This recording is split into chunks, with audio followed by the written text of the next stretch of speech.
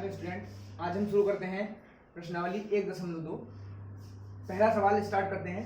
नीचे दिए गए कथन सत्य हैं या असत्य हैं, कारण के साथ उत्तर लिखिए।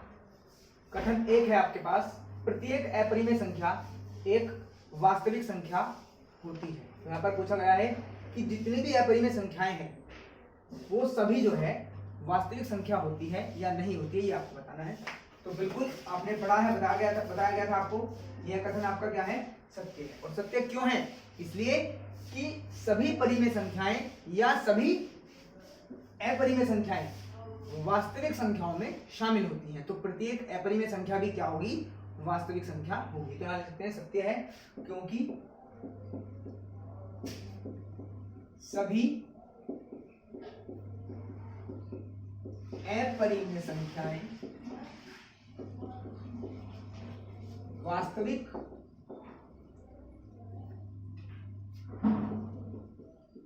संख्याओं में शामिल होती हैं या तो यह कथन आपका क्या है, सत्य है। अब आते हैं इसके दूसरे कथन की ओर।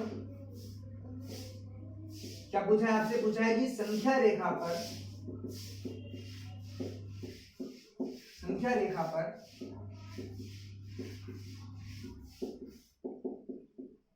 प्रत्येक बिंदु, संख्या रेखा पर प्रत्येक बिंदु वर्गमूल m के रूप में होता है, जहां m एक प्राकृतिक या प्राकृत संख्या है। तो इस कथन को सत्य या असत्य बताने के लिए आपको जाना पड़ेगा संख्या रेखा पर। तो जैसे कि मैं यहाँ पर आपको बता देता हूँ कि देखिए, आपने पहले भी पढ़ा होगा संख्या रेखा, ये यहाँ पर आपने शून्य ले लिया, यहाँ पर सभी ऋणात्मक चिन्ह होते हैं, यानी कि ऋणात्मक चिन्हों के साथ संख्याएं, यहाँ पर सभी धनात्मक संख्याएं।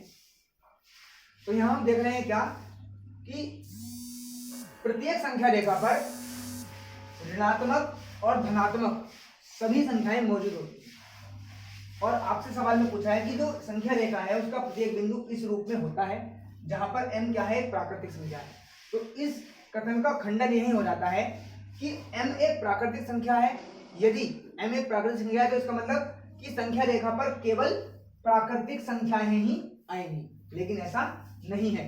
यहाँ पर हमें दिखाई दे रहा है क्या कि संख्या रेखा पर प्राकृतिक संख्याएं भी हैं, शून्य भी हैं और ऋणात्मक संख्याएं भी हैं, यानी कि सभी प्रकार की संख्याएं मौजूद है, न केवल प्राकृतिक संख्याएं। तो इसीलिए यह कथन क्या है आपका, यह कथन है आपका असत्य।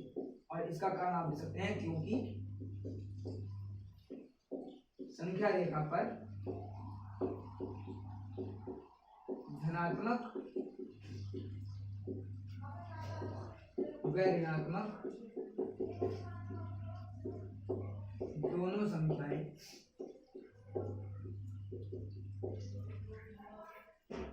होती है। अब आते हैं इसके तीसरे कथन की ओर।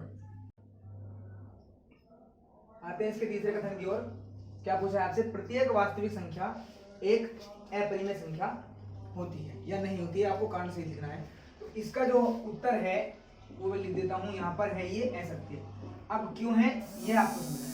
लिखा है प्रत्येक वास्तविक संख्या एक अपरिमेय संख्या होती है। यहाँ पर हमने वास्तविक संख्या की परिभाषा पढ़ी है। तो वास्तविक संख्या की परिभाषा से हमें क्या ज्ञात होता है, क्या पता चलता है कि वास्तविक संख्याएं जो हैं वो परिमेय और अपरिमेय संख्याओं का समूह है। यानी कि वास्तविक संख्याओं में परिमेय संख्याएं भी होती हैं और अपरिमेय संख्याएं भी होती हैं। लेकिन यहाँ पर पूछा है कि प्रत्येक वास्तविक संख्या एक अपरिमेय संख्या है। तो प्रत्येक वास्तविक संख्या एक अपरिमेय संख्या भी हो सकती है और एक परिमेय संख्या भी। इसी वजह से ये कथन आपका असत्य है। तो लिख सकते हैं आप क्या, ये कथन आपका असत्य है और लिखेंगे आप क्या, वास्तविक संख्याओं में, क्योंकि वास्तविक संख्याओं में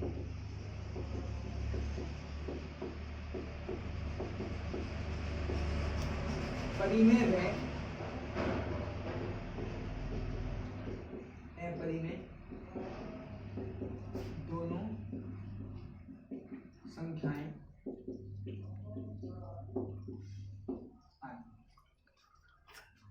अब आगे बढ़ेंगे प्रश्न नंबर 2 के लिए। प्रश्न संख्या 2, क्या सभी धनात्मक पूर्णांकों के वर्गमूल अपरिमेय होते हैं? यदि नहीं तो एक ऐसी संख्या का उदाहरण दीजिए जो एक अपरिमेय जो एक परिमेय संख्या है। तो यहाँ पर क्या सभी धनात्मक पूर्णांकों के वर्गमूल अपरिमेय होते हैं? तो लिखेंगे आप क्या यहाँ पर कि सभी धनात्मक पूर्णांकों के वर्गमूल अपरिमेय नहीं होते हैं। अब लिख दिया हमने कि नहीं होते हैं, तो अब इसमें कहा है कि केवल एक ऐसी संख्या का उदाहरण देना है, लेकिन हमारे पास ऐसी बहुत सारी संख्याएं हैं कि जिनके कंपैरिजन कर कर हम बता सकते हैं कि सभी धनात्मक पूर्णांकों के वर्गमूल अपरिमेय नहीं होते बल्कि परिमेय भी हो सकते हैं। जैसे हम लेते हैं नंबर 1 लिया आपने, 1 का वर्गमूल किया तो आपके पास प्राप्त हुआ 1, जो कि क्या है, एक परिमेय संख्या है। दूसरा आपने लिया 2, वर्गमूल 2 को आपने निकाला तो क्या निकला, वर्गमूल 2 ही निकला। ये भी क्या है, ये क्या है, 1, ये है एक अपरिमेय संख्या, क्योंकि बताया गया था आपको कि सभी अभाज्य संख्याएं जिन पर वर्गमूल लगा हो, जिन पर स्क्वायर रूट लगा हो, वो सभी अपरिमेय संख्याओं के रूप में लिखी जा सकती है। तीसरा है यानी नंबर 3 पर भी अगर आप वर्गमूल लगाएं तो ये भी आपके पास आएगा वर्गमूल 3, और ये भी क्या है, एक अपरिमेय संख्या है। ऐसे ही आप अनगिनत तक 10 तक 20 तक जहां तक भी लेना चाहे ले सकते हैं। एक संख्या बताते हैं आपको, नंबर 4 यानी कि जो है 4 पर अगर आप वर्गमूल करेंगे तो 4 का वर्गमूल निकल कर आएगा 2, और 2 क्या है, एक परिमेय संख्या है। तो यह कथन क्या है, यानी कि इस सवाल में साफ साफ पता लगा आपको कि सभी धनात्मक पूर्णांकों के वर्गमूल जो हैं वो अपरिमेय नहीं होते। देख रहे हैं आप यहाँ पर हमने 1 का वर्गमूल किया तो आपको परिमेय नहीं अपरिमेय संख्या मिली, 2 का वर्गमूल किया तो अपरिमेय संख्या मिली, 3 का वर्गमूल किया तो भी अपरिमेय संख्या, और अगर 4 का आपने वर्गमूल किया तो आपको मिला 2, जो कि क्या है, परिमेय संख्या।